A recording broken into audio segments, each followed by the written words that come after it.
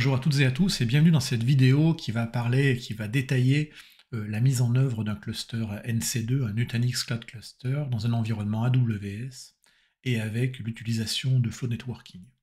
Alors Flow Networking, c'est le SDN fourni par Nutanix. On le trouve sur toutes les plateformes Nutanix, qu'elles soient à demeure ou dans le cloud, côté AWS, côté Azure.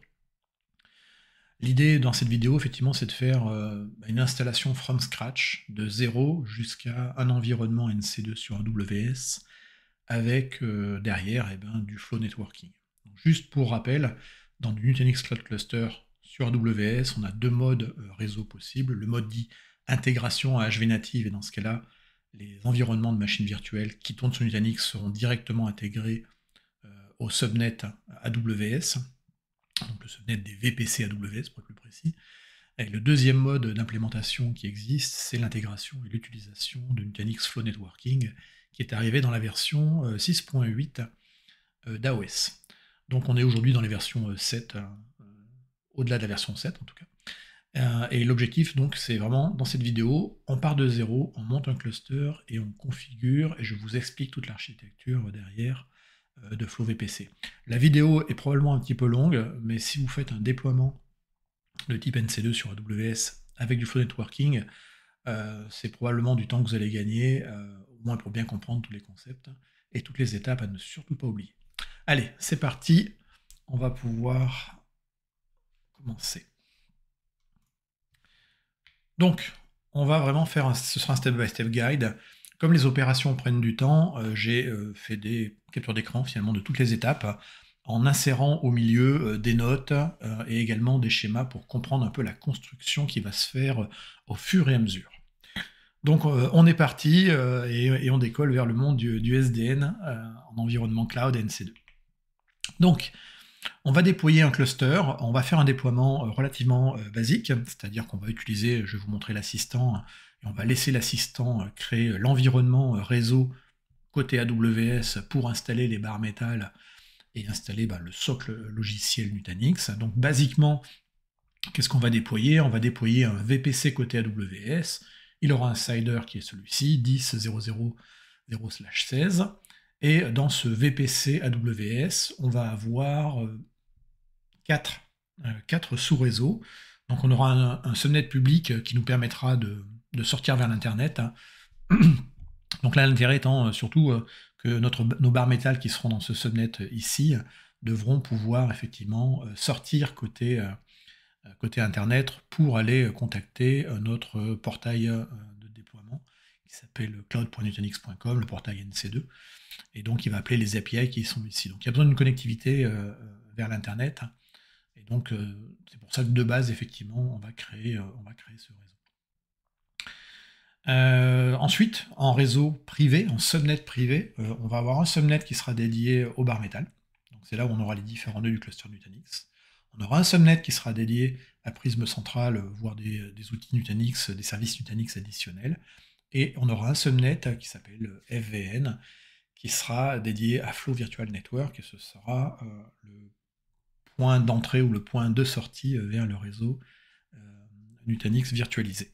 Alors, là encore, l'architecture est relativement simple ici. Dans la réalité, il y a généralement plus de choses dans les environnements AWS. Et si vous ne voulez pas passer par ce réseau externe, ce sous-réseau externe qui a donc une NAT gateway qui permet de sortir sur l'Internet, si vous avez des firewalls ou un réseau un peu plus complexe en termes de routage, eh bien, on pourra tout à fait passer par des transit gateways, auquel cas on fera des routes qui iront pour aller sur l'Internet 000.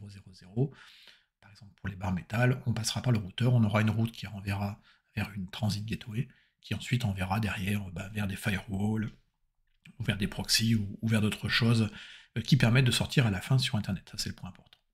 Donc, moi, dans cette démonstration, je ne vais pas changer les règles de base qui sont fournies, donc on aura bien ce subnet qui sera là. Par contre, on fera en fin de vidéo la configuration de la partie Transit Gateway, parce que ça va être important pour notamment la partie Flow Networking. Donc on va commencer par le déploiement du cluster. Je ne reviens pas trop dans le détail dessus, on va reprendre quand même les grandes étapes, mais tous les prérequis sont documentés dans des vidéos sur cette chaîne, donc n'hésitez pas à les voir. Et donc depuis le portail cloud.nutanix.com, eh bien, on va aller créer un nouveau cluster. Donc on se place dans la bonne organisation. automatisation. On fait Create Cluster. On va sélectionner ici un cluster General Purpose.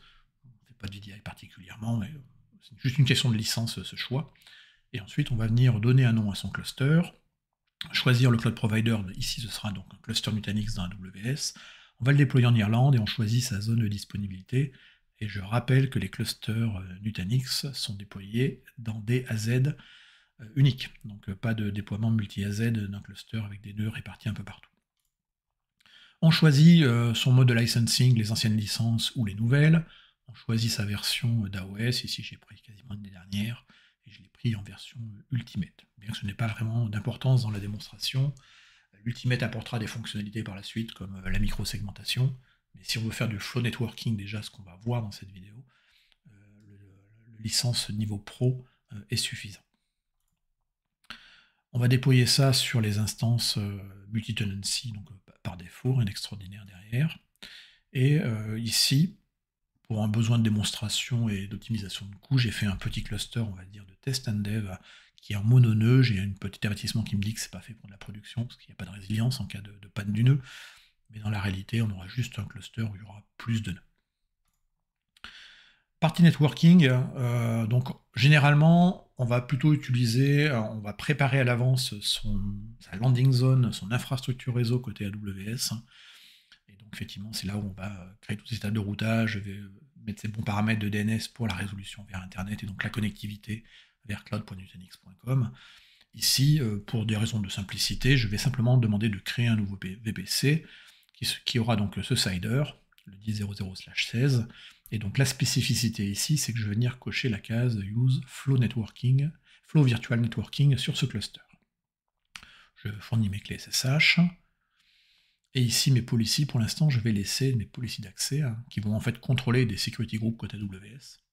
Je vais les laisser pour l'instant en désactivé, on pourra le changer ultérieurement. Donc là, petit détail, effectivement, la première ici, quand on parle de prisme, c'est bien prisme élément, donc l'accès ou pas à prisme élément. Donc pour l'instant, tout va être fermé, on ouvrira ça ultérieurement. Voilà. Cinquième étape de l'assistant de déploiement d'un cluster, on propose d'activer le cluster protect. Ici, pour la démonstration, j'en ai pas besoin. Dans la réalité, si vous n'avez pas un deuxième cluster pour faire de la réplication de vos workloads, ça peut être intéressant d'activer le cluster protect qui va globalement copier les snapshots dans un bucket S3. Comme on a du flow networking et qu'on a coché la case tout à l'heure, du coup on a l'étape numéro 6 qui apparaît ici, qui va parler de prisme central. Prisme central est nécessaire pour pouvoir faire du flow networking, et donc c'est important effectivement de le déployer. Donc on peut le déployer de manière automatisée, c'est l'option que je vais choisir ici. Mais si c'est un nouveau cluster NC2 dans une AZ où il y a déjà un cluster, on peut tout à fait se raccorder à un prisme central existant. Donc sur la taille du déploiement, ça dépendra de vos besoins en termes de volumétrie derrière. Là, on a automatiquement la version de prisme central qui est sélectionnée par rapport à la version d'AOS choisie. Et on a un petit rappel ici des sous-réseaux, de la taille des plages d'adresse IP des sous-réseaux qui seront utilisés pour prisme central. Donc le sous-réseau, le subnet AWS pour prisme central, et le subnet AWS pour Flow Virtual Networking, FVN, dans son abréviation. Petit résumé de l'ensemble, on clique sur Create. Donc là, on a toutes les informations qu'on a pu saisir. Si on zoome encore un peu, si on descend à voir tout ce qui est écrit, dans l'assistant, dans le récapitulatif, on peut même vérifier qu'on a bien assez de quotas vCPU pour déployer le cluster côté AWS. Cette fois-ci, on clique sur Create. La console du portail NC2 donc, du coup, va vous montrer effectivement que le provisioning du réseau est en cours. Ça, c'est relativement rapide à mettre en œuvre. Ensuite, on va avoir les hosts qui vont être provisionnés, et ensuite le cluster va être formé. Une fois que le cluster est opérationnel, il va y avoir un déploiement automatisé de prisme central, ensuite des microservices, de la plateforme de microservices, donc c'est basiquement des containers, et parmi les containers qui vont tourner, containers pour faire fonctionner cette infrastructure, on va avoir l'Advanced Network Controller, l'ANC. Une fois que le Network Controller du SDN sera présent, eh bien l'activation de flow sera faite. Donc le processus va durer, alors il est écrit ici entre 45 et 60 minutes, ça c'est vraiment la mise à disposition du cluster. À cela, il faut rajouter le temps de déploiement d'un prisme central et toute la configuration de tous ces éléments-là. Donc on peut tourner à peu près à 2h30, 3h pour le déploiement d'un cluster avec du flow networking. Si vous regardez la console AWS pendant le déploiement, vous verrez apparaître à un moment une petite instance qui va apparaître et disparaître. Elle sera détruite après. C'est celle qui va permettre de faire le foundation finalement et de faire le déploiement du cluster. Donc ça c'est vraiment, là encore, tout ça c'est automatisé, vous n'avez rien à toucher, juste à attendre.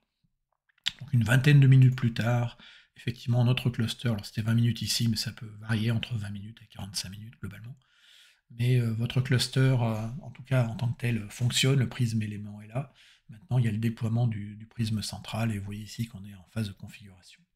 Donc, point important, dans les consoles NC2, vous aurez toujours dans le summary une zone ici générale où il y a le cluster ID. La dernière partie de l'UID est super importante parce qu'elle va nous permettre en fait de rechercher les objets associés dans la console AWS. Donc généralement, on garde une console ouverte pour faire du copier-coller, ou on se met dans un petit coin, dans un notepad. Cette information-là, elle va être très utile par la suite. Pendant que le cluster est en train de configurer Prisme Central, on peut aller voir la partie réseau, et donc commencer à voir effectivement les VPC qui ont été utilisés, leur nom côté AWS. Alors il y a des tags qui sont associés, donc là encore avec le bout du UID dont j'ai parlé tout à l'heure, on peut les retrouver.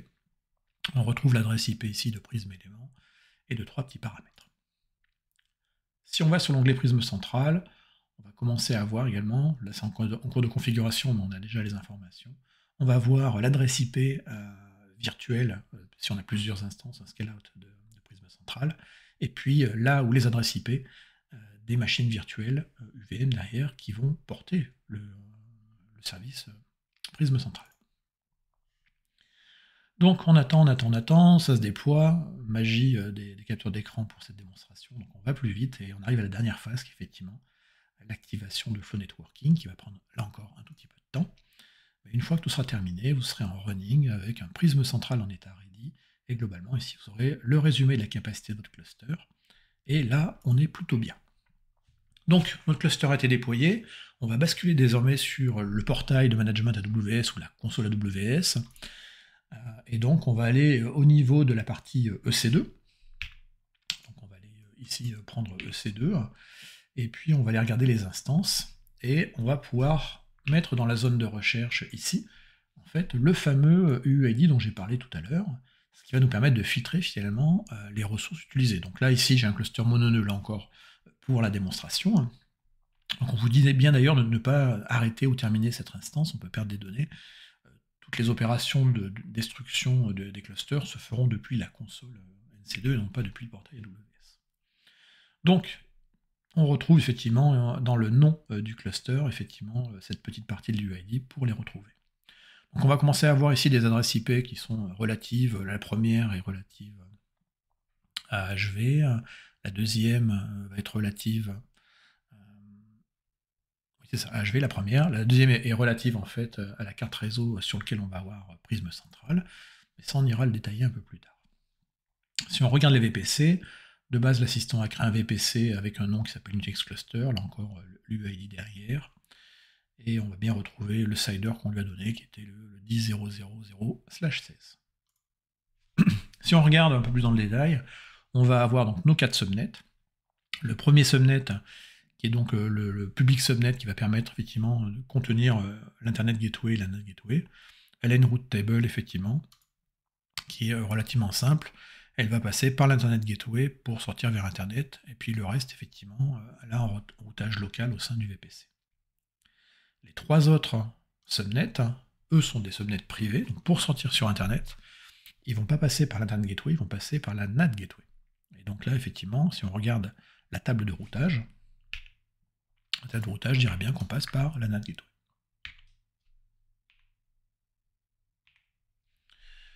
On aura également créé automatiquement par l'assistant des security groups. Là encore, la même façon pour les retrouver, c'est d'utiliser l'UID, le bout du UID du cluster. Et donc on va avoir nos 4 security groups. Donc il y en aura un qui sera pour la partie flow networking et qui s'appelle ici UVM, mais il est associé en fait au subnet FVN, Flow Virtual Network. On a un security group pour Prisme Central. Et ensuite, on a 2 security groups qui vont gérer en gros le cluster et la communication entre les nœuds du cluster.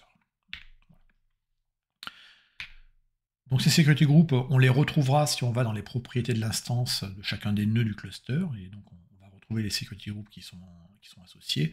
Alors pour être plus précis, les security groups vont être en fait attachés aux ENI, aux Elastic Network Interface, qui sont les cartes réseau qui sont associées aux instances bare metal. Et là encore, si on va dans la partie Network Interface, et qu'on regarde la liste et qu'on filtre avec l'UID de notre cluster, on va retrouver différentes ENI. Alors au passage, il y en a vraiment une en fait qui est bien, où il y a bien un tag qui a été mis. Les autres, c'est pas forcément le cas. Mais si on regarde les security group name associés derrière, on comprend à peu près à quoi ça va servir. Donc celui-ci, ce sera pour le flow networking. Ça, ce sera donc, je rappelle, une ENI, elle est branchée sur un seul subnet, forcément en même temps. Et donc là, du coup, ce sera les différents subnets qui seront branchés, les différentes communications qu'on pourra avoir. Là encore, effectivement, quand on regarde dans le détail, on voit bien que les security groups sont associés aux Elastic Network Interface, et c'est ça qui est à retenir. Donc notre cluster est déployé. Pour l'instant, on n'a pas encore trop touché à la configuration. Donc pour s'y connecter, il va falloir que on prenne un poste d'administration. Donc là, j'ai fait une jumpbox ici dans mon subnet public. On pourrait passer par le subnet privé ou un autre VPC ou un bastion s'il est déjà configuré dans votre organisation. Mais l'idée, effectivement, c'est de pouvoir avoir une jumpbox sur laquelle on va pouvoir démarrer des navigateurs, notamment pour se connecter sur Prism Éléments et Prism Central. Alors, ici, ma jumpbox est présente dans mon subnet public. Donc je me connecte dessus. Alors pour aller voir l'adresse, pour aller me connecter déjà à mon Prism Élément, il faut que je donne les accès. Donc on retourne ici dans la console NC2, côté Settings, et on va aller sur Cluster Configuration, on va descendre dans la page, et ici on va arriver sur la partie qui est l'Access Policy. Donc sur l'Access Policy, eh bien ce qu'on va faire, c'est que on va... Alors on était de base en Disable, donc ça du coup on va changer, on va passer en Restricted. Restricted, c'est-à-dire qu'on va donner les adresses IP des machines qui ont le droit de... soit des machines, soit des plages d'adresses IP, on peut faire les deux, hein. Et on va donner effectivement les adresses des machines qui peuvent se connecter à Prism, pour être plus précis, Prism Éléments. Donc là, je vais mettre l'adresse IP en fait de ma jumpbox tout simplement. Si j'avais choisi l'option publique ici, à ce moment-là, automatiquement, il va y avoir la création d'un Elastic Load Balancer Network côté AWS, qui ensuite ira pointer sur les IP du Prism Élément, mais du coup, on a également une exposition publique directement à Prism Élément, au travers effectivement d'une adresse IP publique associée à un load balancer côté AWS. Donc cette option-là n'est pas forcément celle qu'on peut recommander, mais si on a perdu les connectivités vers les bastions, c'est un moyen également de récupérer l'accès à la console Prism. Pour l'instant, je ne touche pas à ces services-là, on s'en servira plutôt quand on va vouloir commencer à mettre en place de la réplication avec d'autres clusters qui sont ailleurs. Donc je vais mettre en restricted l'adresse IP de mon bastion. Si on retourne dans la console AWS et qu'on regarde les security groups, si on va sur le security group user management, c'est tout à fait ça, voilà. Donc user management va inclure la partie Prism, éléments, enfin la CVM, etc. Et bien on va voir effectivement que l'adresse IP qu'on a mis ici va se retrouver sous la forme d'une règle ici. Donc là je vais parler à ma console Prism éléments, donc ce sera bien le port 9440 qu'on connaît tous. Alors on pourrait aller éditer soi-même, entre guillemets, les règles, c'est pas recommandé, il y a de l'outillage pour ça, et on préfère éviter que les clients manipulent trop les security groups, user management et internal management. Elles ont été déjà bien faites, les règles, et bien documentées, et s'il y a besoin effectivement d'ouvrir des accès, on l'a prévu dans les interfaces. Donc évitez de manipuler ça. Je rappelle qu'un security group côté AWS, c'est juste des règles d'autorisation. Si on modifie des règles d'autorisation qui ont été bien construites au départ, en supprimant une ou en changeant les sources, par exemple, de la règle, on peut créer après un mauvais fonctionnement du cluster, donc évitez si possible. Donc pour récupérer l'adresse de Prism Élément, on va aller dans notre console NC2, on va aller dans Network, Cluster Network, et là ici vous avez effectivement une adresse IP pour Prism Élément. Vous voyez qu'au passage j'ai fait la mise à jour des adresses autorisées à se connecter à Prism Élément, et on retrouve ici l'adresse de ma jumpbox. Voilà, ma jumpbox elle est là. Donc l'adresse 10.0.1.42, parfait, on on se connecte à sa jumpbox, on va sur le 10.0.0.0.1.42 pour 94.40.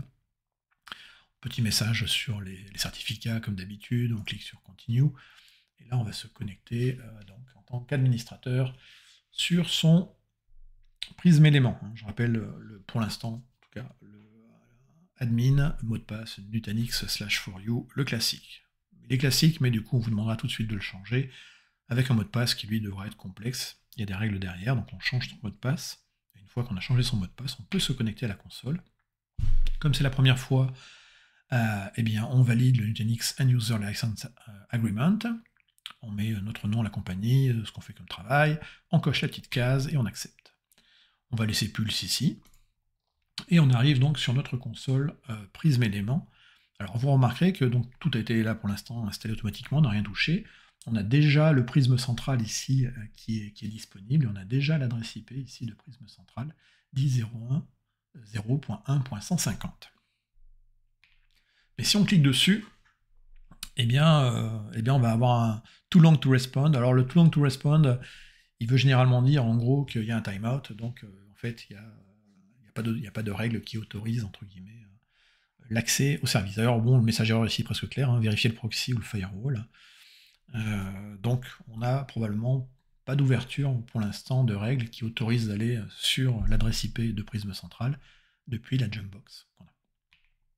Donc on va aller créer un security group pour Prism Central, alors créer ou modifier. Donc ici, si on va voir effectivement le security group, on en a un qui est déjà fait pour Prism Central, qui est ici. Et donc il y a déjà des règles qui ont été faites. Par contre, les règles, vous voyez qu'elles sont associées à d'autres security groups. Donc c'est ce qu'on appelle du security group referencing côté AWS. Donc, si vous avez un security group qui concerne un ensemble d'entités ou un ensemble de VM par exemple, vous avez le droit de réutiliser ce security group comme étant une source dans un autre security group. Et donc du coup, les entités qui étaient concernées par le premier security group se retrouvent automatiquement concernées dans la deuxième règle. Donc ça, c'est ce qui est pré-créé par défaut. Là encore, évitez de trop y toucher. Par contre, on va rajouter une règle ici qui va dire j'autorise ma Jumpbox à aller se connecter sur le port 9440 de l'adresse IP de mon prisme central. Enfin, de ce qui tourne dans mon VNet. Donc, on rajoute TCP à 9440 depuis l'adresse de ma Jumpbox, la 10.0.1.136.32. Un petit commentaire parce que c'est toujours plus simple de le comprendre. OK pour prisme central depuis la Jumpbox. On sauvegarde la règle. La règle est mise à jour. On va la retrouver ici. Donc j'ai ma nouvelle règle qui vient d'apparaître. Et donc désormais, on rafraîchit. On n'a plus le message de timeout. On a toujours le message lié au certificat. Et là, on va cliquer sur Continue. Donc là, on arrive sur la console, la mire de connexion de notre prisme central. Et là, on va se connecter en admin.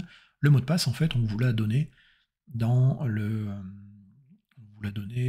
lors de l'assistant de déploiement du cluster, donc le portail NC2. Donc en l'occurrence ici, dans mon cas, c'était Nutanix 1.2.3 probablement, quelque chose comme ça. On se connecte, c'est la première fois qu'on se connecte, on donne son nom, sa société, sa profession, tout ça. On accepte le tout. Là encore, on a le même message sur Pulse, on fait Continue, et ça y est, on arrive dans notre interface qui est Prisme Central. On va pas faire ça. On va vérifier également, alors si on vient se raccorder sur un prisme central existant, il y a des petites choses qu'on doit aller vérifier au niveau des management groups en termes de sécurité. Donc on va aller prendre ici le security group qui s'appelle Internal Management, et on va bien vérifier que la plage adresse IP, le CIDR block du subnet prisme central, a bien une règle ici sur un port qui est le 6653. Normalement c'est fait automatiquement, mais dans des configurations où on arrive dans un environnement où on a déjà un prisme central, il va pas forcément, il peut oublier de faire la config, ou on peut l'oublier tout simplement. Donc c'est bien de le vérifier, cette partie-là. Maintenant, on va vérifier les tables de routage depuis notre subnet qui s'appelle Flow Virtual Network. Donc on va aller voir les subnets, là encore on filtre sur le UID, on va sur le nom du cluster FVN. Donc on voit que sa plage ici sera 10.0.0.0/24.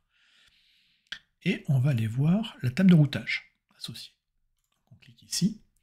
Le routage est relativement simple dans ce cas précis. Voilà. On va zoomer un petit peu. Pour aller sur Internet, eh bien, on va passer ici par la passerelle NAT, qui est donc dans le subnet public. Donc là encore, dans une organisation avec des firewalls, etc., la target sera probablement une transit gateway qui aura les bonnes routes ensuite pour passer par les bons firewalls, etc. Et pour tout le routage interne dans ce VPC, eh bien, ce sera local. Pour l'instant, c'est simple et c'est normal. Maintenant, on va aller voir la configuration par défaut de Nutanix Flow Networking. Et pour cela, donc ça, c'est vraiment la configuration qui existe une fois que le cluster, entre guillemets, sorti de l'assistant de déploiement du cluster. Donc, on va aller dans la partie infrastructure dans notre prisme central. Dans Network and Security, vous avez une zone qui s'appelle Virtual Private Cloud. Donc ce sont des flows VPC, à ne pas confondre avec les AWS VPC, même si le concept est le même. Et donc ici, on va voir que de base, il existe en fait, pré-créé pour vous, un transit VPC.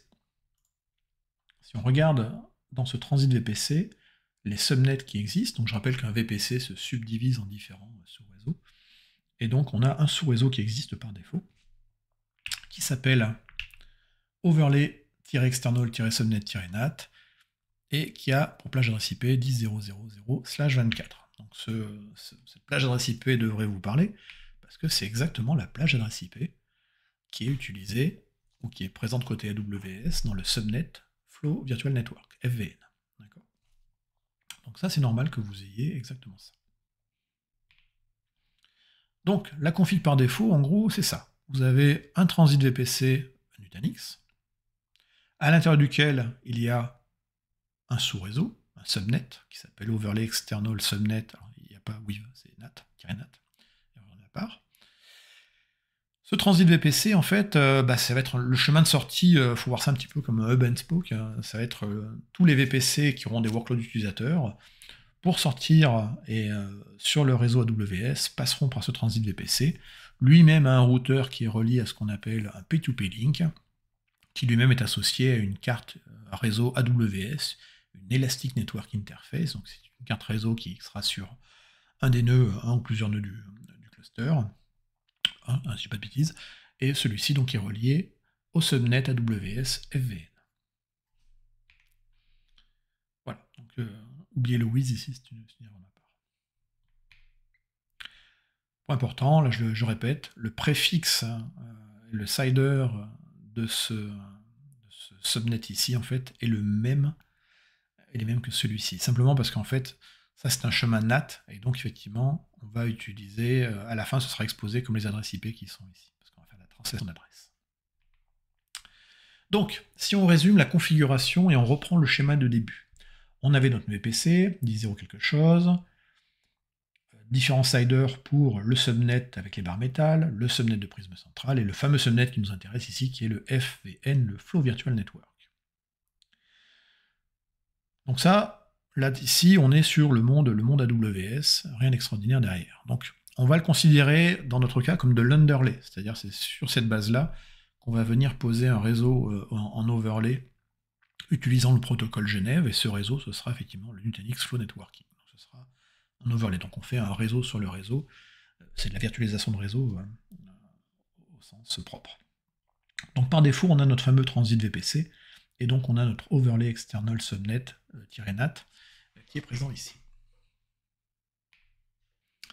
Maintenant, on va configurer ce qu'on appelle des floating IP. Donc les floating IP, c'est si je veux sortir de mon espace réseau Nutanix en faisant de la translation d'adresses, ça veut dire que j'aurai du point de vue AWS des adresses IP dans le subnet Flow Network, FVN subnet. De base, c'est comme un petit peu à la maison derrière une box Internet. Quand on se connecte sur Internet, on a une seule adresse IP, entre guillemets, et c'est l'adresse IP externe de la box. Donc là, c'est pareil, en fait. On va avoir une adresse IP externe de base de sortie. Maintenant, donc ça, c'est bien quand on va faire du source NAT, parce que n'importe quelle machine qui sera derrière le NAT, donc dans le flow networking, sortira sans problème par cette passerelle. Maintenant, pour les flux en entrée, c'est un peu différent. Peut-être qu'on peut avoir envie d'exposer certaines machines ou workloads qui sont dans le Flow Virtual Network, en passant par du NAT, et dans ce cas-là, on va faire ce qu'on appelle du DNAT, du Destination NAT. Et dans ce cas-là, il faut mieux fixer les adresses IP, parce que sinon, si on en a une seule pour tout le monde, on va avoir des conflits derrière. Et c'est là que vont venir les floating IP. Donc les floating IP, on va venir au niveau infrastructure, cliquer sur floating IP, request floating IP, et on va donner un nombre de floating IP, la limite étant de 50. Pour être plus précis, je pense que c'est 49, mais voilà. Et on sélectionne son réseau externe. Donc son réseau externe, ce sera effectivement l'overlay external subnet NAT, dont je parlais tout à l'heure. Donc là, j'en ai mis 25.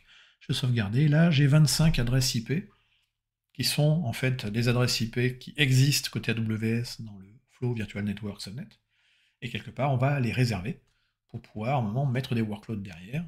Et donc, du coup, du point de vue communication avec des workloads qui tournent, d'autres workloads qui tourneraient sur AWS, et ben les adresses IP utilisées sont des adresses IP, entre guillemets, AWS, donc elles seront connues du monde de routage AWS. Et donc on associera après cette adresse IP à notamment des machines virtuelles côté Nutanix. Donc maintenant, on va créer un nouveau user VPC avec un subnet à l'intérieur. Et donc ce user VPC, que j'appelle user-VPC1, il sortira, entre guillemets, du monde réseau Nutanix au travers de la translation d'adresse, donc au travers du NAT. Donc, on va venir sur Virtual Private Cloud, on va faire Create VPC, on va donner un nom à son VPC, on va cliquer sur Associate External Network, et ici, on va sélectionner, donc il va vous proposer la liste des subnets dans le transit VPC. Bon, là, pour le coup, il n'y en a qu'un seul pour l'instant, donc le choix sera relativement simple. Donc, on sélectionne son overlay external subnet NAT, on sauvegarde, on peut mettre un DNS qui sera affecté dans ce user VPC, donc là, je mets un DNS Google pour la simplicité, mais c'est bien entendu les DNS internes de votre organisation que vous allez mettre là généralement. Mais il faudrait bien penser que ces DNS doivent pouvoir remonter sur la résolution Internet si vous voulez que vos machines virtuelles puissent également aller sur Internet. On clique sur Create, donc j'ai désormais 2 VPC qui sont disponibles dans mon environnement. Et donc si on reprend le schéma, et je vais enlever ma tête, voilà, on vient de créer donc un deuxième VPC qui est ici. Donc pour l'instant, c'est une coquille vide, entre guillemets, ce VPC. Il va falloir créer à l'intérieur un subnet. Et c'est ce qu'on va faire.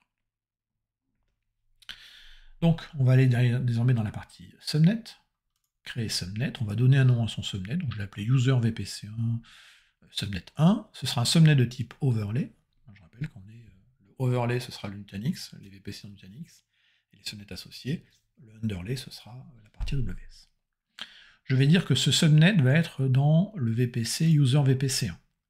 Et ici, parce qu'on est dans le monde Nutanix, on va utiliser l'IPAM de Nutanix. Donc je vais définir ici le range d'adresse IP de ce subnet. Donc là, ce sera 10.10.0.0/24. La gateway, ce sera ce range-là avec le point derrière, c'est important. Et ensuite, je vais définir ici mon pool d'IHCP.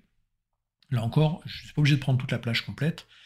Ça dépend de est-ce que je mets des adresses IP statiques ou pas. Donc là, je vais faire un add pool et j'ai mis une plage de la 10.10.0.10 jusqu'à la 10.10.0.100. Là encore, j'ai donné mon DNS. On pourrait mettre d'autres choses derrière en termes de résolution de nom ou de recherche DNS. Je clique sur Create. Donc désormais, j'ai un nouveau ici subnet. Voilà. Ce subnet est bien dans le VPC qui s'appelle user VPC1. Et si on résume, là encore j'enlève ma tête, on est à cette étape-là de la configuration. On a un user VPC1 avec un subnet à l'intérieur, et c'est dans le subnet que j'ai défini cette plage d'adresse IP.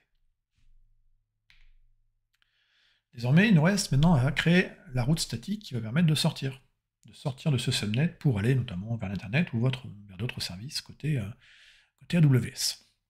Donc on va venir ici sur la partie sur son Virtual Private Cloud.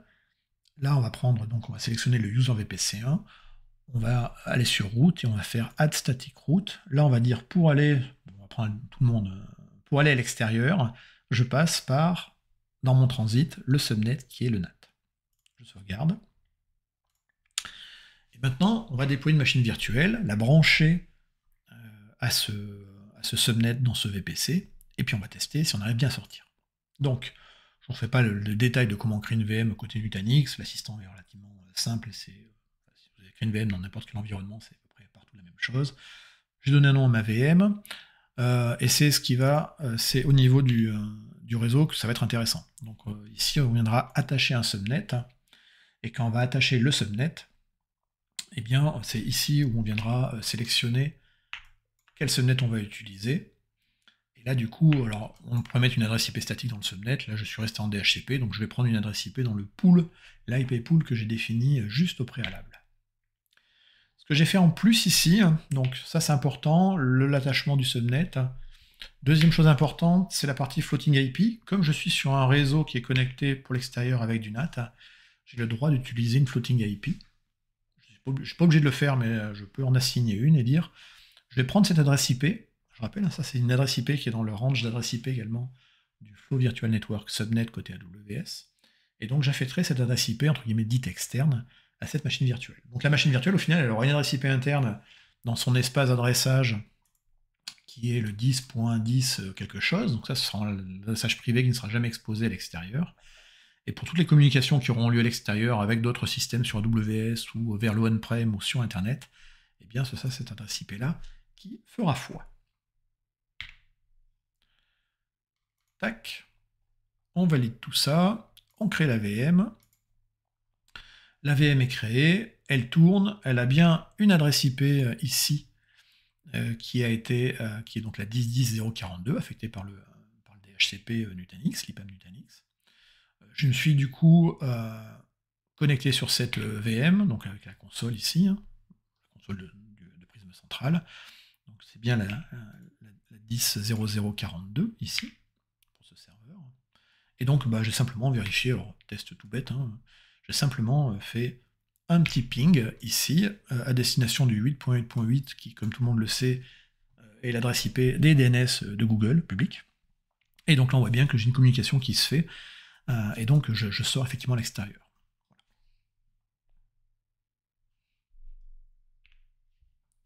Première bonne nouvelle, première bonne partie.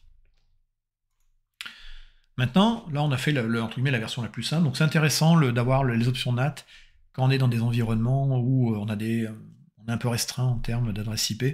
On n'a pas besoin de tout exposer à un ensemble de workload. Et donc on veut simplifier effectivement tout ça. Donc le fait d'avoir du NAT, ça simplifie, c'est qu'on peut du coup avoir des overlappings sur des CIDR, mais à la fin, quand ça communiquera côté AWS, il n'y aura pas d'overlapping. Voilà. C'est la première raison. L'autre manière de faire des VPC dans mon Nutanix, c'est d'utiliser effectivement du no-NAT, qui s'appelle du routing. Et donc là, ça permettra du coup d'avoir des adresses IP qui seront routables dans l'environnement AWS, routables avec le on-prem, sous réserve bien entendu de ne pas avoir d'overlapping, c'est-à-dire d'utiliser les mêmes plages d'adresses IP un peu partout. Sinon les routeurs ils sauront pas faire. Donc il y a un workflow complet qu'on utilise pour faire cela. C'est ce qu'on va voir juste après en démonstration. Donc on va créer un overlay subnet dans le transit VPC, qui lui servira à sortir cette fois-ci en faisant du routage. On va configurer ce qu'on appelle l'ERP. Je le fais rapidement parce que je vais vous l'expliquer juste après. On va ensuite mettre à jour, les tables de routage seront mises à jour. On va déployer un nouveau user VPC, donc ce sera user VPC2. On configurera l'ERP de ce user VPC2, je vous montrerai après ce que c'est qu'un ERP. Ensuite, on créera un subnet dans ce user VPC2, on l'attachera à une machine virtuelle. Comme tout à l'heure, on configurera les routes pour sortir. Et à la fin, la chose à regarder, ce sera de regarder les security groups côté AWS. Maintenant, on voit ça en image. Donc, étape numéro 1, c'est de retourner voir notre ami le transit VPC. Donc, le transit VPC, pour l'instant, effectivement, il n'a qu'un seul subnet, l'overlay external subnet NAT, qui permet de sortir, mais en faisant de la translation d'adresse. Or, ici, nous, on veut sortir avec du routage. Donc, on va venir créer un nouveau subnet, qu'on appellera overlay external subnet no-NAT. Il est de type overlay. Il permet la connectivité externe, à savoir hors du domaine du réseau Nutanix Flow, et on va donc lui donner une plage d'adresse IP. Donc les adresses IP que j'utilise ici ne seront jamais exposées entre guillemets à l'extérieur, ni dans l'état de routage ni ailleurs. On peut prendre entre guillemets ce qu'on veut. Là encore, moi, je n'invente pas. Je prends la documentation. Dans la documentation, il y a comme exemple de prendre cette plage adresse IP-là qui est un peu spécifique. Et ça marche très bien, donc je vous encourage à ne pas vous poser plus de questions et de prendre cette plage adresse IP-là. Voilà. Ici, on aura donc la gateway, donc toujours les gateways en point dans le monde VPC. Et ensuite, comme tout subnet, on va donner l'IP pool. Donc là, ici, j'ai pris 90 adresses IP, on pourra en mettre plus. Là encore, le transit VPC, c'est un point central. Donc sur ce transit VPC, on peut mettre par exemple une Network Virtual Appliance qui ferait du firewall pour les directions nord-sud. Parce que là, on est en train de parler finalement des directions nord-sud. Ou des directions est-ouest entre deux VPC. Et les deux VPC vont se parler en passant par le transit VPC. Les deux VPC Nutanix, bien entendu. Donc ici, voilà, je mets une plage adresse IP. Je fais create. Et désormais, dans mon transit VPC, j'ai bien deux subnets qui me permettent de sortir.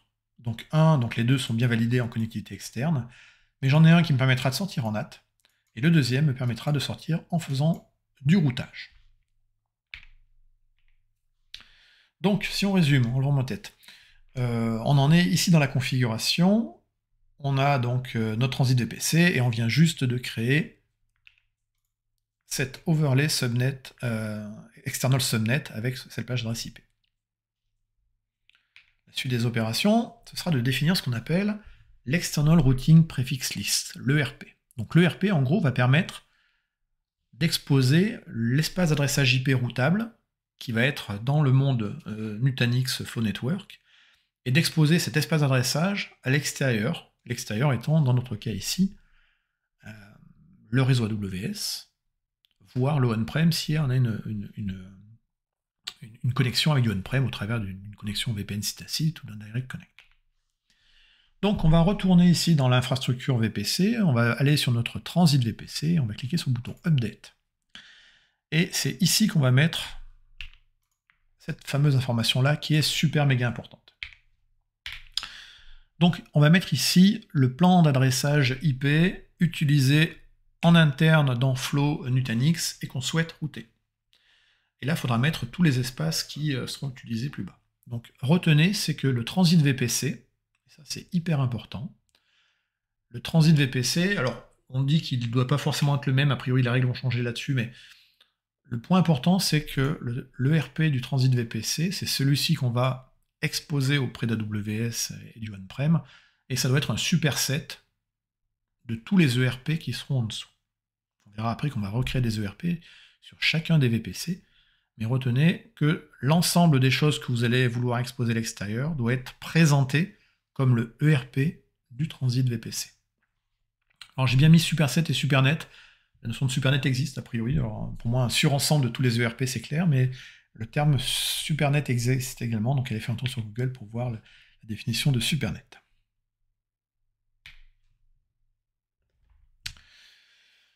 Donc une fois qu'on a fait sauvegarder ce fameux ERP, donc ici, hop, pour rappel, 10.1.0.0/16, dès qu'on va faire sauvegarder, et bien automatiquement, si on prend la table de routage qui est associée à notre fameux VPC, donc notre VPC de notre cluster Nutanix, ici, et bien donc pour les réseaux, les subnets privés, on avait une table de routage privée, et dans cette table de routage privée, eh bien on va voir qu'une nouvelle entrée a été créée.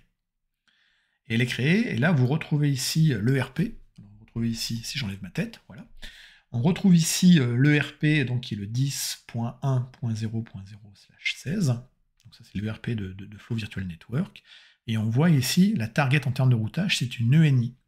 Donc ça ce sera en fait la carte réseau qui sera le point d'entrée vers, donc qui est relié, donc est connecté à un des nœuds du cluster Nutanix, et ce sera donc le point d'entrée vers le monde Flow Virtual Network, tout simplement. Donc ça c'est fait automatiquement, ce qu'on appelle le P2P Link ENI. Donc si on résume, on va avoir ici, on va créer ici pour la suite un sous-réseau qui s'appellera UserVPC2 qui prendra le chemin NoNatPass.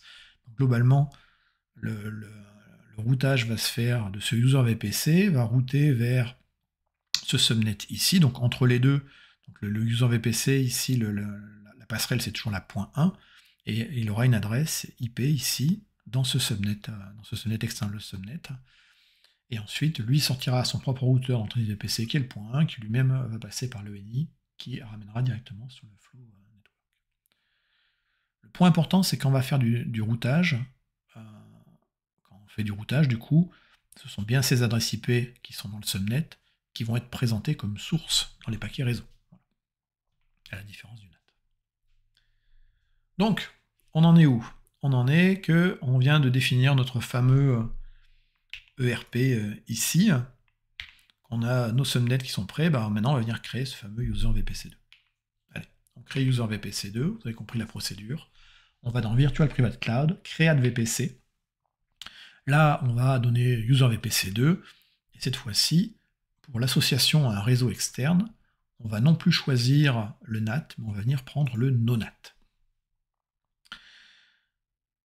On clique sur sauvegarde, et là, on va vous demander un ERP pour ce VPC qui s'appelle user VPC2. Donc là, en gros, ce sera l'espace d'adressage utilisé à l'intérieur de user VPC2. Donc là, je l'ai subdivisé. Donc, vous voyez, j'ai bien un sous-ensemble par rapport à l'ERP de mon transit VPC était là 10.1.0.0/16. Là, je vais prendre un sous-ensemble, 10.1.1.0/24. Donc du coup, c'est bien cette partie-là qui va définir mon réseau. Et ça, donc ça, c'est bien un sous-ensemble. Je clique sur Create. Du coup, on vient de faire ça. On vient de créer ici notre user VPC. Et puis au passage également, on lui a défini l'ERP lors de sa configuration. Maintenant, on va créer un subnet en overlay pour ce user VPC. Donc on va dans Subnet. On clique sur Create Subnet. On donne un petit nom. User VPC2-subnet1. Il est de type overlay. Il est associé au VPC user VPC2. Là encore, on va définir par l'IPAM de Nutanix quel est le range d'adresse IP intérieur. Donc là, j'ai été un peu brut de fonderie. J'ai réutilisé l'ensemble du CIDR de user VPC pour le mettre sur le subnet. Donc j'ai tout mis dessus. Là encore, c'est un cas simple, mais après on peut resubdiviser si on a envie. N'oubliez pas que les passerelles sont en .1. Là encore, j'ai distribué, j'ai fait une plage d'adresse IP, un range DHCP du 10 au 100. Je me garde la possibilité de mettre des adresses fixes dans ce VPC. Je mets mes DNS, je crée mon subnet. Donc, désormais, j'ai mon nouveau subnet qui apparaît donc, ici, qui est bien relié au user VPC2. Et si je retourne dans mon Virtual Private Cloud et que je prends subnet de user VPC2, eh bien je le retrouve bien ici avec toutes les informations qui vont bien. Voilà. Par les sites DHCP Pool. Donc notre config évolue. Désormais, on vient de créer à l'instant toute cette partie-là. Donc on a créé, on vient de créer cette partie-là. On a créé un subnet à l'intérieur et ce subnet prend l'ensemble de l'ERP ici de notre user VPC parce qu'on n'a pas voulu subdiviser, mais on aurait pu faire de 2 subnets avec des /25, ça aurait marché également. Ensuite, on va configurer le routage. Comment on va faire notre routage? Donc on va reprendre notre Virtual Private Cloud ici. On retourne sur user VPC2 et on va aller faire un tour du côté de route. Voilà. Là pour l'instant on voit qu'il y a une seule route qui dit en gros quand tu veux aller sur le 10.1.0/24 c'est local. Ok. Ça ne permet pas de sortir. Donc on va aller sur Manage Status Route et on va rajouter une route statique. Donc là on va faire une route par défaut, mais là après c'est là où on peut avoir des subtilités dans le routage. Mais là, on va dire que pour sortir, pour aller n'importe où, y compris l'Internet, 00000, le prochain saut, ce sera de passer par le fameux subnet, overlay external subnet no-NAT. On sauvegarde le tout. Donc désormais, on a des tables de routage qui sont propres. On sait par où passer, entre guillemets, pour partir du monde Flow Nutanix. Donc si on revérifie nos routes après, on a le détail ici. On a des micro-liens qui nous renvoient d'ailleurs sur les paramétrages. C'est les beautés de l'interface. Ensuite, on va déployer une machine virtuelle pour tester ce chemin de routage. Donc, pareil que tout à l'heure, on crée une VM Et donc ici, on va l'attacher effectivement au subnet user-vpc2-subnet 1. Voilà. Donc, petite subtilité, vous remarquerez ici que du coup, parce qu'on est sur quelque chose de routage, eh ben, on n'a pas, plutôt c'est en grisé, la possibilité de faire des floating IP, parce que là, on va sortir en routage et non pas en translation d'adresse. On valide le tout, on crée sa VM. Donc on voit bien ici que dans mon cas, la VM sera connectée sur le VPC user-vpc2, dans le subnet user-vpc2-subnet 1. L'adresse IP sera automatiquement affectée, parce que j'ai choisi de me mettre en DHCP. Et point important, je n'ai pas d'adresse IP publique, parce que j'ai justement pas de NAT ou de floating IP avec du NAT. On crée la VM est démarrée, elle a une adresse IP de 10.1. Elle a une adresse IP de 10.1.1.33. Donc on peut le retrouver voilà, ici, .33. Et là encore, on va faire un petit ping pour simplement tester la connectivité avec, voilà, du coup j'ai pris l'internet, et on voit qu'effectivement la connectivité se fait. Ensuite, ça c'est bien, les flux sortants sont tous autorisés. Si on regarde le security group qui s'applique sur le flow virtual subnet côté AWS, eh bien on va voir que donc il suffit d'aller effectivement dans les security groups, de prendre la partie UVM. Alors là, il y a une subtilité, effectivement, ils l'ont appelé UVM dans les security groups, mais c'est associé en fait au subnet qui lui est FVM, mais UVM étant les users VM. Ça se comprend aussi. Donc on prend ce security group, et si on regarde le détail, on voit qu'en inbound, il y a déjà des règles qui ont été créées. Ça, c'est des règles plus de communication entre prisme central et les VM. Et donc c'est ici où on va rajouter des règles, faisant simplement un edit inbound rule en disant je vais autoriser quel flux vers quelle destination et IP qui sont dans mon flow virtual network. À noter, c'est que la partie outbound, elle est c'est full ouvert en sortie. Voilà. Donc là encore, ça peut valoir le coup de retravailler là-dessus. Ce security group là, à part les règles qui sont ici, bon, c'est pas trop la peine de les toucher. Vous pouvez effectivement rajouter vos propres règles, de toute façon vous n'aurez pas le choix, il faudra le faire pour autoriser les communications. Dernière chose, c'est que là c'est bien tout ça, mais si on a déjà un environnement avec du à demeure, donc avec des data centers ou d'autres environnements AWS avec des VPC qui sont séparés du VPC que vous utilisez pour votre cluster, comment on va communiquer effectivement entre ces environnements du on-prem, d'autres VPC AWS, et ce monde réseau Nutanix. Là encore, il faut des routes à des moments, et il faut la connaissance de cet espace d'adressage IP, que je rappelle, nativement, AWS ne peut pas connaître, parce que ça tourne dans le monde Nutanix, et pas directement, c'est pas du natif AWS. Donc, c'est là que le transit VPC va devenir important. Donc on va aller dans sa console AWS, sur les parties réseau, aller dans Transit VPC, et on va créer une nouvelle Transit Gateway. On lui donne un petit nom, mettez-lui une bonne description, si jamais si vous en avez plusieurs, ça coûte pas quelque chose. Mettez des tags également avec les noms pour que ce soit plus clair à retrouver, et on crée notre Transit Gateway. Donc ça va prendre quelques minutes à être mis en place. Une fois qu'elle est disponible,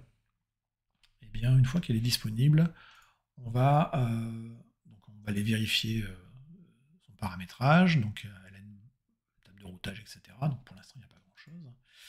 Eh bien, on va maintenant attacher cette Transit Gateway en fait avec un VPC AWS, en l'occurrence le VPC qu'on utilise pour notre cluster Nutanix. Donc on va faire ce qu'on appelle un Transit Gateway Attachment. On va aller sur Transit Gateway Attachment, Create Transit Gateway Attachment, et ici, on va donc venir, on va faire un attachement, donc on va donner un nom à son attachement, c'est encouragé, et on va aller chercher la Transit Gateway qu'on veut utiliser pour cela. Bon, dans mon cas, c'est assez simple, j'en avais qu'une seule, mais si vous en avez plusieurs, d'où l'intérêt de mettre des bons commentaires, etc. Sinon, ça va pas être très clair.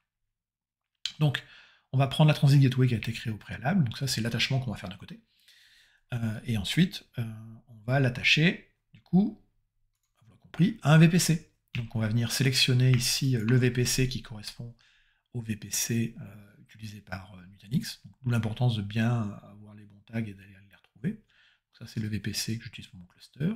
Et dans ce VPC pour mon cluster, je peux sélectionner quels sont les subnets que je veux attacher. Bon, là, en l'occurrence, ici, pour l'instant, je vais juste attacher le subnet qui est le subnet de mon cluster, de mon Flow Virtual Network, pardon. Je pourrais attacher d'autres choses. Donc j'attache mon Flow Virtual Network. Là encore, l'attachement va prendre 2 minutes à peu près à être fait.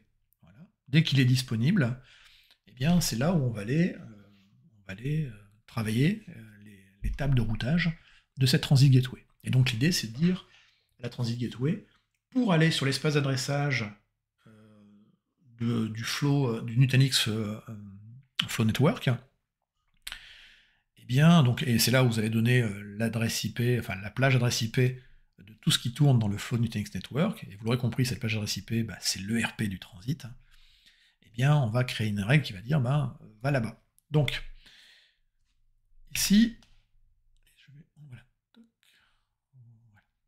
Donc, on va simplement, du coup, ajouter une route, et on va dire, donc, de base, la route qui va être fournie dans les route tables de votre Transit Gateway, eh bien, on va retrouver, de manière propagée, on va retrouver l'espace d'adressage du VPC AWS que le cluster utilise, qu'on a utilisé pour le déploiement du cluster. Et ça, c'est donc un VPC, et c'est propagé cette route-là. Tout l'espace VPC, en termes d'IP, il est connu. Mais ça reste un espace 100% AWS. Donc la Transit Gateway, elle sait que quand on veut aller sur le 10.000/16, elle va passer par ce fameux attachement avec ce VPC-là.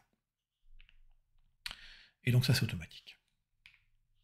Maintenant, on va venir en fait ici, cliquer sur Create Static Route, pour cette fois-ci dire, pour aller sur l'espace d'adressage qui est l'ERP de mon transit VPC Nutanix, donc en gros, je vous rappelle, hein, la 10.1.0.0/16, je vais passer par là. Donc, on va aller sur Create Static Route, et là, on va dire, donc, pour aller sur l'espace d'adressage ici, donc 10.1.0.16, hein, je le rappelle, hein, l'ERP qu'on a défini au niveau du flow transit VPC, eh bien on va passer par cet attachement. Voilà. Donc ça veut dire que désormais, si d'autres VPC ou du on-prem est connecté en fait à la Transit Gateway, si il y a des communications qui doivent aller à destination de trucs qui tournent dans le réseau Nutanix, 10.1.0/16, ils savent qu'ils vont devoir passer par l'attachment ici. Voilà, tout simplement. Et voilà, donc ça c'est fait ici. Maintenant, il va falloir également mettre à jour les tables de routage du VPC. Donc là, en gros, ça, c'est alors j'aurais dû mettre un S à VPC, hein, je suis désolé. Si vous avez d'autres VPC côté AWS, eh bien, qui veulent aller se connecter sur des ressources qui sont dans Flow Networking, eh bien, vous allez faire pointer ces VPC vers la Transit Gateway, qui, elle, a la connaissance des routes. Voilà, tout simplement. Dernière chose, il va falloir configurer ou mettre à jour les règles de sécurité, donc les sécurités groupes d'AWS. Là encore, comme j'ai dit tout à l'heure, vos UVM, le routage peut être parfaitement bien configuré, mais en réseau, on a 3 problèmes. On a des problèmes de routage, de filtrage et de résolution de noms. En l'occurrence, ici, on va parler de filtrage. Si vous n'autorisez pas des flux à entrer et à aller du coup dans le monde Nutanix, par la modification effectivement du sécurité groupe UVM, et ben vous n'aurez pas de communication établie. Donc ça, c'est un point important à faire. Dernière chose, on fait un dernier wrap-up pour revoir un petit peu toutes les ressources qu'on a pu créer dans le portail AWS.